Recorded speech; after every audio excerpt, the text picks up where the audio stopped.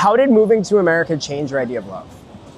Back home in Morocco, we grew up with this like very deep-rooted sense of duty and family and responsibility and accountability. So acts of service are an act of love, and they're not, even if sometimes they might feel like a burden, that feeling of that burden is expected. And so like you kind of just accept it, and it increases your capacity to do more for people in terms of acts of service. For example, going to your grandfather asking you to bring napkins from upstairs bedroom, even though they just came from that place, but they've forgotten it. The immediate reaction to someone is, well, I'm not going upstairs here, versus what I grew up with was, my grandfather is my elder. My grandfather has limited capacities compared to me. I have more capacity and more energy to go and get that for my grandfather, not just out of a sense of duty, but just like out of like an overarching sense of physical capacity. It makes more sense for me as the younger, more energetic, and also as the grandchild to do that for my grandfather out of love. And it's an expectation that's already set in stone for us. So you're acting out of love to the point that because it's so common, it becomes a part of your quotidian. So doing these acts of service for people and building community for people comes so naturally to someone like me who grew up in that milieu. How does having a sense of duty towards the people in your life help cultivate community? Your ability to see beyond yourself and the advantages of what that might bring, that foresight that you have of building that community and what it might bring you and what it might bring others, creates a symbiosis. I've been raised with that foresight. I think when I came here, I noticed that there was a lot of individualism, a lot of, yeah, but I need to do this for me. Well, I don't want to do this, so I'm not gonna do this. Instead of the foresight of, well, I want to do this because this is someone I care about. And even if I'm not 100% want to commit to this, I care about this person enough to put that quote unquote moment of uncomfortability, tuck it away, because I do love this person and I want to be present for them. And so I have the capacity to be able to, even though I identify those feelings when they happen, when I'm like, ugh, I kind of don't want to do this, I do it anyway, and then I forget that I didn't want to do it in the first place, because the joy that I get from seeing and spending time with someone that I care about, even if it's not doing something that I'm necessarily like into, is larger and more important to me and more of a priority to me than my own selfish desire to do something. It's that building the bond is more important than the act of doing something that is based on my desire to do it. And so when you came here, there was a lot of disappointment, because I realized not only did I have to translate my language, I have to translate my actions, and I have to translate even the way that I function in a community. Break that down for me. Like, how did other people receive it when you were doing things from a sense of duty as a way to like show intimacy? Almost every time I would get, well, you don't have to do that. And I would always respond, I know I don't, but I appreciate basically like, I know I don't have to do that, but I want to do it because I want to create intimacy with you. So the goal for me is like, for me, it's about what you're prioritizing. I think people here are a little bit too literal about acts of service. Where I'm from, we're more figurative. What is the difference between being too literal about acts of love versus being figurative about it? So it's literally the thought and the intention. So for me, it's building the bond with someone, because my priority isn't the like activity that we're doing together. My priority is building the bond. So even if it's not something I'm necessarily into, but something that would be cool to be curious about, sure, I'll do it. It's not anything that I was ever really curious about, but I'll still do it because it's about sharing that moment with someone to be able to build deeper bonds with them, to be able to build deeper intimacy with them, and to understand them better. It's almost like I'm learning their language because I'm seeing them in a space that is theirs. So that invite, that invitation is me accepting it and being like, let me see what your world looks like because I want to learn who you are. Versus where here it's, well, they see it more literally in the sense where like, well, I don't want to do that. So I'm just not going to do that and I'm not going to show up. But, you know, we're still cool. And that's the baseline versus this like curiosity to learn more about this person. So it's like the literal and the figurative a little bit. I have a lot of friends who are from different countries, and they'll often tell me that I'm the most American person they've ever met because I'm a little bit selfish, I think, in like how I interact with the world. And like a lot of things that you're describing are frankly the ways that I act by default. The way that I grew up, it's not the experience, it's the person that you're experiencing it with. Here, it's the experience. It's not the experience, it's the person that you're experiencing it with. Building the moment, it's not going to experience the thing. So it's like, let's say we were hanging out and we got coffee. If to me, it's just the experience, it's like, oh, I'm gonna get coffee. I'm gonna go up first, I'm gonna buy my coffee, you're gonna go up, you're gonna get your coffee. And if, God forbid, I bought both of our coffees, I'm gonna Venmo request you. Yeah. But I guess for you, if it's the experience of being with somebody else and building I'll buy that, the coffees. You buy the coffees. Because I enjoy spending time with you. It's about the intimacy of that. It's about, no, I want to build something with you. There's a depth to that. I want to spend time with you. That's me telling you that in these small ways. It's not about just the topical act of us doing something. It's about what is this doing for both of us. What I don't understand is how does a small act of paying for someone's coffee change that experience? Because like in my head, these are two very similar ideas. Right.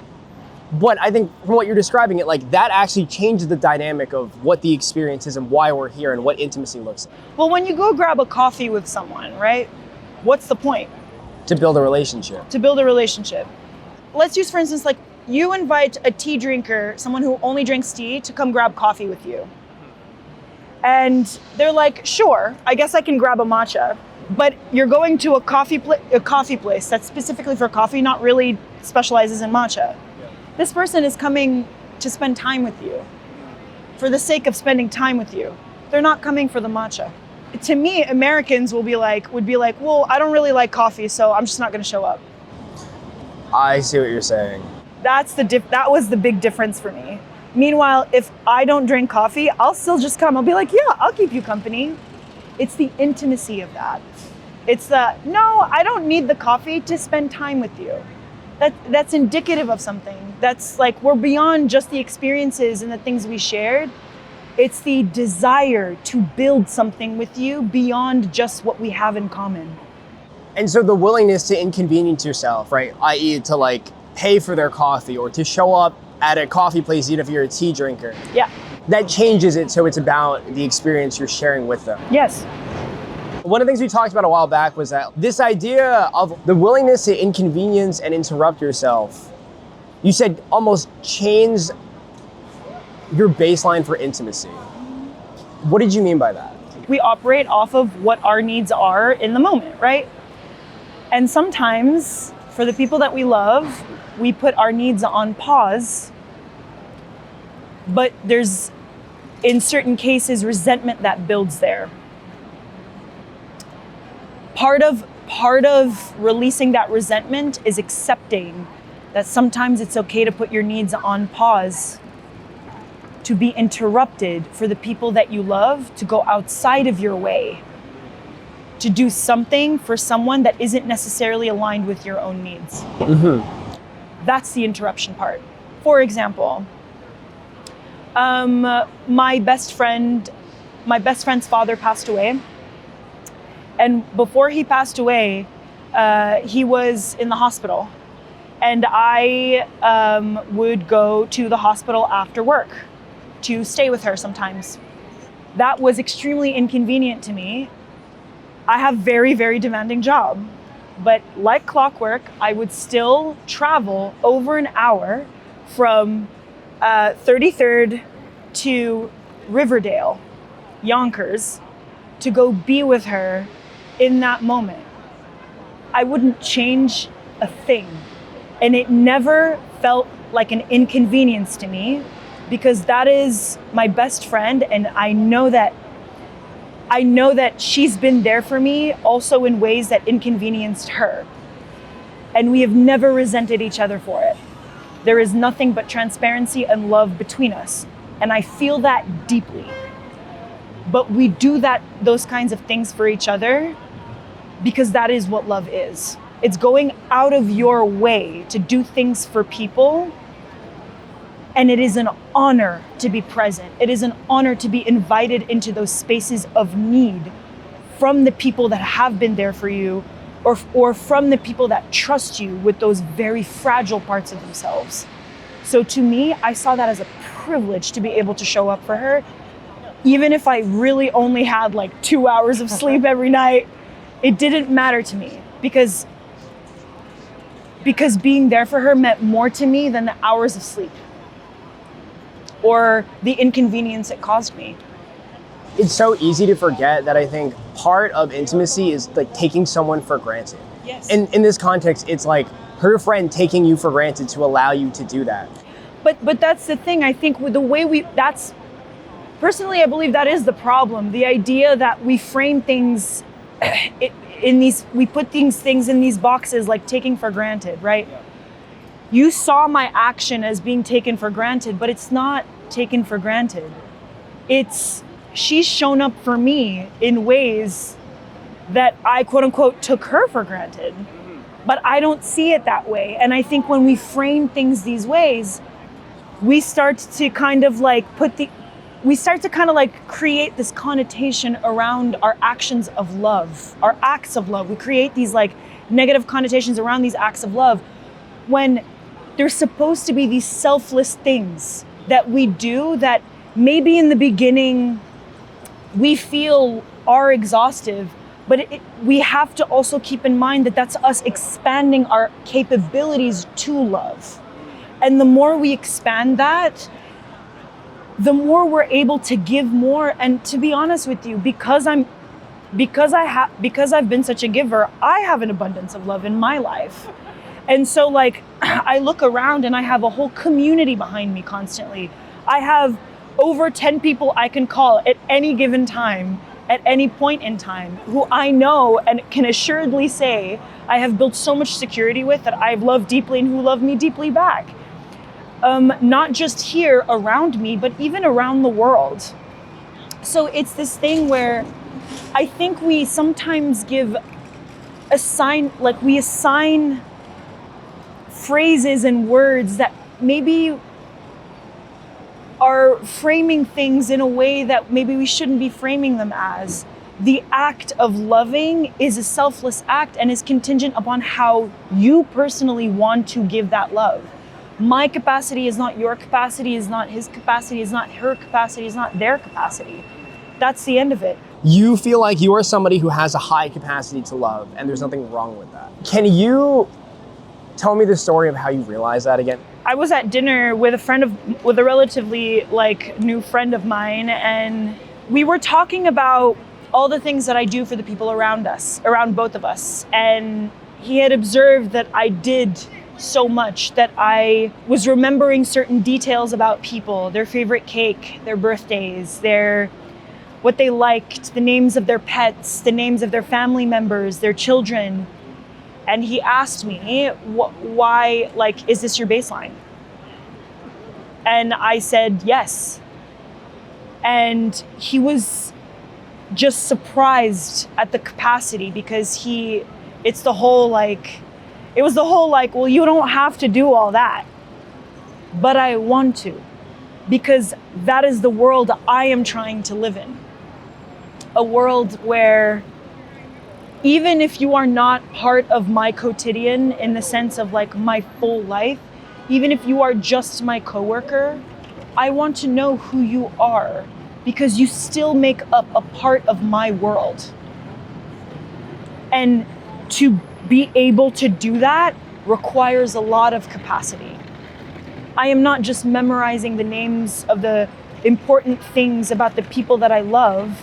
I'm also memorizing the names of the people that I just interact with. And I think the act of making people feel seen and heard, even in those small moments, can really be that thing that builds the world that I want to see. And that may be the selfish thing, but I think it causes a ripple effect because they then do the same thing. They start to become mirrors to my actions. And I start to see how that evolution takes place. It's contagious. People are constantly asking to be heard and seen, including myself.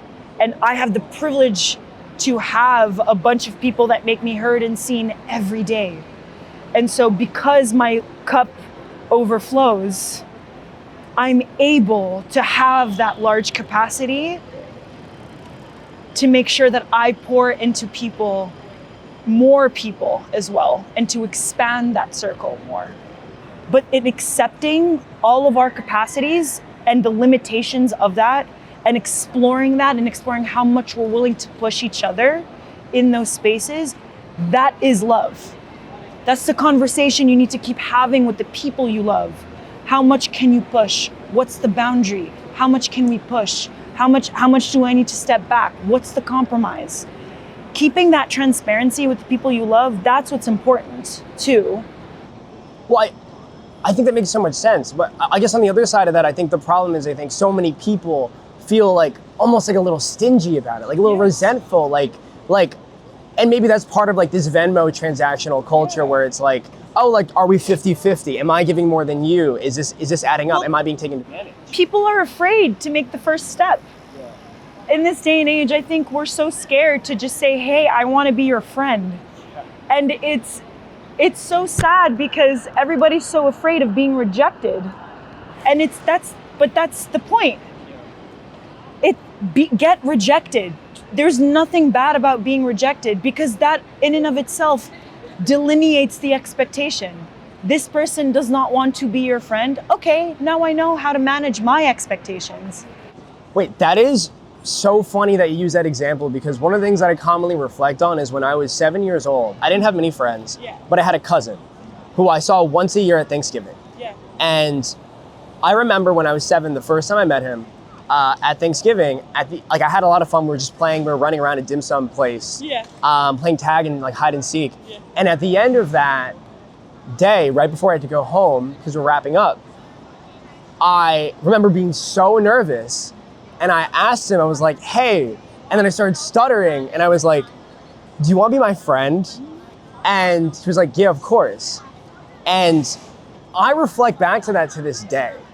And I cringe. Like, I'm like, oh my God, I can't believe I did that. That was so silly. But the reason why I bring it up is just because I think I'm a pretty vulnerable guy on average. Probably more vulnerable than most guys that I've met. But the fact that I still haven't broken down that barrier where I still reflect and I'm embarrassed about that, I think indicates so much about how my culture has shaped me view that perspective. I feel like so many of us are so afraid of being rejected. I think we need a little bit of rejection in our lives a bit, but I think what people can't see past the rejection because what's the worst that's going to happen after the rejection? Nothing. Your pride is hurt, but also people don't understand the importance of rejection. Rejection manages your expectations moving forward. Rejection is what you need so you don't have to build expectations on that person and you're able to understand the language of the other person and what you can expect from them.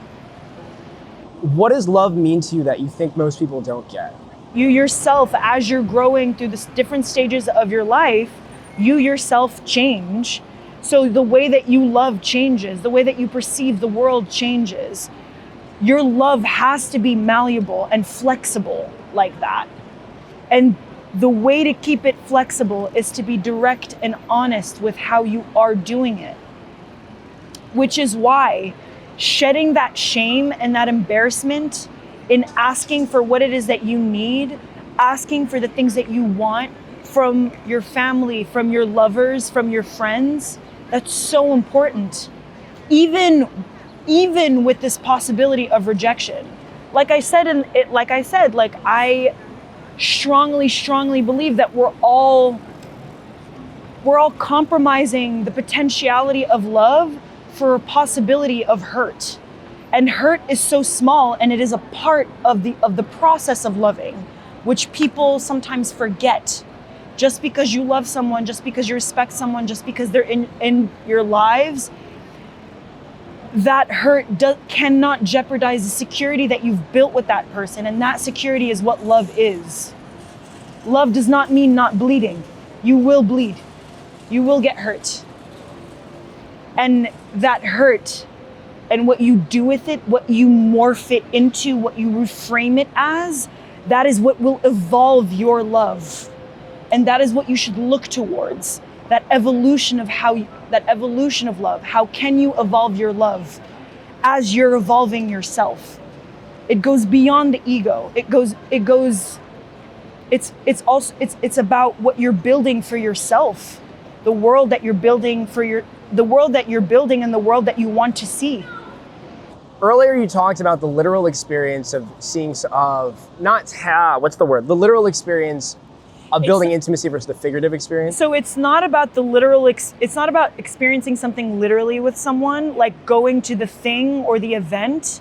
It's about the figurative experience of someone. It's about the connection, right? It's about going to the thing together.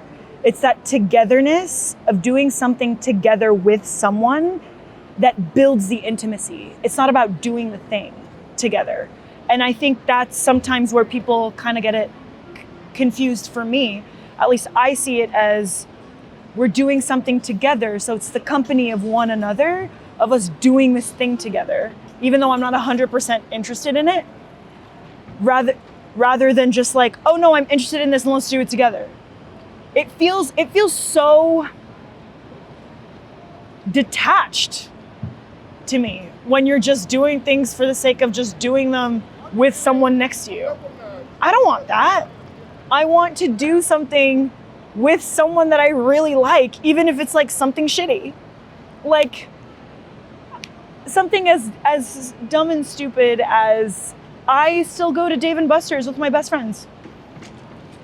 I am 30 years old. Not that there's an age limit on Dave & Buster's, I'm gonna be real with you. But I am 30 years old, and sometimes me and my best friends just wanna be playful.